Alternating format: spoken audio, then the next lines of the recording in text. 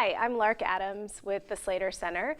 I teach several different formats of exercise here, but today I'm going to run you through about a 15-minute bar and strength workout that you can do all standing. So let's get started. Take a big breath in.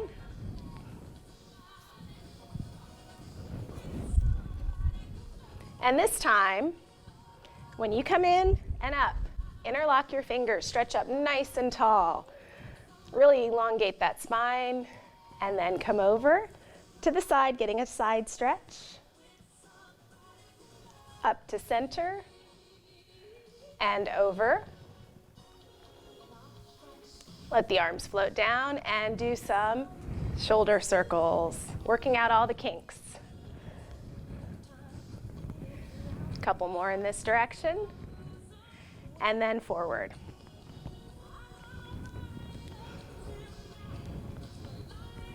Bring your arm across to stretch through that shoulder. Keep the shoulder down away from the ear. And then other side.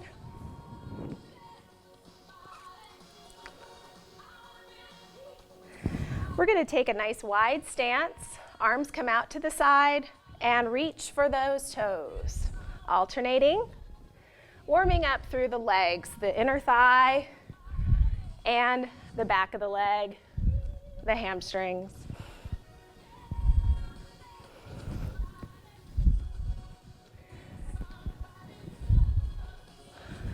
One more on each side. And then keep this stance, get your hands on your legs, take a flat back down, curve the spine and come up, some standing cat-cow stretches. So good for the legs, the core, the back.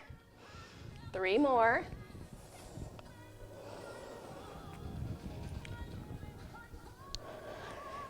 And on this last one, roll all the way up, head comes up last. Heel toe those feet in a little closer so you're in a more narrow stance, and then take one leg back. Arms come back, maybe clasping hands behind you if you can. Looking up, stretching through the chest. And then bring the other foot back, feeling that stretch on the calf, and then bringing the hands forward. Maybe interlocking the fingers, pulling the shoulder blades apart. And then release. So keeping the feet right underneath the hips, come up on the toes, rock back on the heels. We're warming up these small muscle groups in the legs, the calves and the shins. Couple more. And we're going to finish our warm-up with some circles. So check in with the balance, circle the wrists and the ankles, other direction, and other side. Switch directions, and we're ready to get started with our workout. We're doing all body weight exercises, and we're going to start with a squat. With a squat, it's really important to send your hips down and back. Keep your feet hip-width apart, letting the body come forward.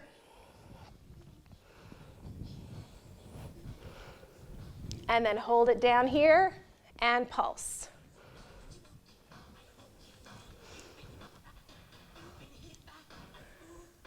Five, 4, 3, 2, and 1. We're going to come up and we're going to use either a chair or if you have a countertop. This is more of a bar height countertop, but you can definitely use a kitchen countertop as well. So we're going to come down into our squat, come up on the toes. Of course, you can check in with your balance and do this without the chair, but the chair's there if you need a little help with the balance. 2 more on each side like this, alternating. Now, both up together. Take a peek down. Make sure you can still see your toes when your feet come down. We want to check in with the knees at all times. 5, 4, 3, 2, and last one. Come on up. We're going to take a wider stance, so you're going to go out at least shoulder width with the feet, and we're going to just do a regular squat to start. Again, still sending the hips down and back, thinking about the knees at all times, hands coming forward for balance.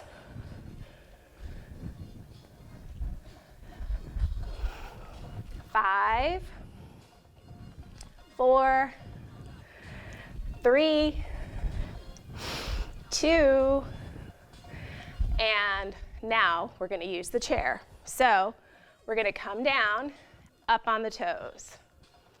Again, check in with that balance. You might be able to do this without holding on. But if you want to hold on, that's what we have our chair or our counter for. Come up with both. Up and down. 5 more. 4, 3, 2, and last one. Come on up. Bring your feet into what we call a first position stance with bar. It just means your heels are together, your toes are out, belly's in, shoulders back. Bring that leg forward. Lift and lower. Nothing to it. But we're building our quads. I hope everyone's moving as much as they can. Nowadays, it's a little tougher. That's why we're doing these videos. But I hope you're also spending time outside if you can. And drinking lots of water. 5, 4, 3, 2, and take it out to the side. Lift and lower, trying to keep the body still. Just moving that leg. 5, 4, 3, 2, and finally to the back. Flex your foot so you can really get some good range of motion back there, working through the glute. 5 more. 4, 3, 2, last one. Shake it out a little bit and get ready to do the other side. Start with that first position stance. Leg comes forward, lift and lower.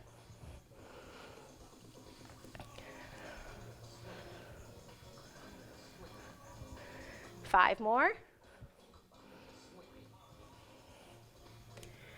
3, 2, last one. Out to the side, lift and lower.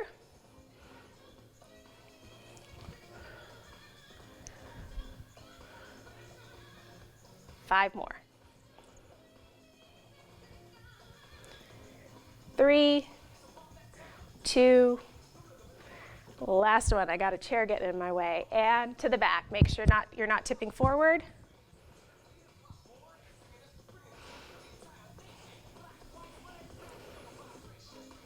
5, 4, 3, 2, last one. Give it a little shake. And we're going to end our strength segment with some plank work. So you're going to take your arms in a goalpost stance. You're going to come down to your countertop and step back into a plank. Keep the shoulders down, away from the ears. Maybe adding a little leg work, or just holding it static if you prefer.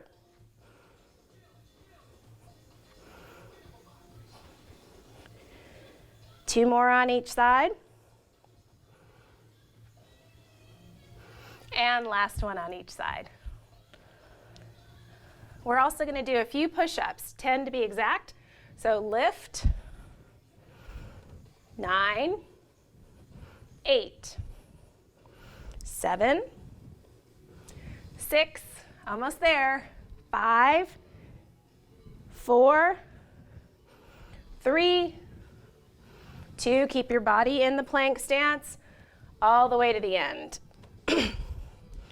Take a little shake, tricep plank, which just means the elbows are in, closer to the body.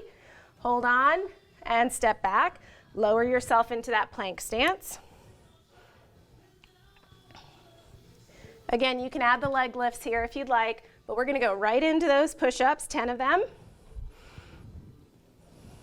9, 8, keep the shoulders down away from the ears. 6, 5, 4, 3, 2, last one. Take a little stretch.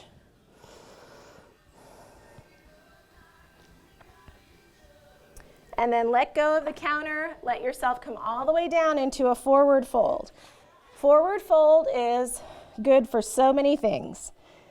Helps with stress relief, something we all need right now. Elbows, and rock gently back and forth in a ragdoll position. Come back to center and roll up. Forward fold also helps clasp your hands, release the pointer finger. We're going to get a side stretch while I tell you more about forward fold. It also helps with digestion, which boosts immunity. So feel free to do forward fold at any time during the day, maybe multiple times nowadays. Over to the other side. And then look up, getting a back bend. And then just draw some circles. 2 more in this direction. And reverse, circle the other way. Let the arms float down. Go back to that shoulder stretch, which is a good one to do both at the beginning and the end of an exercise segment. Other side.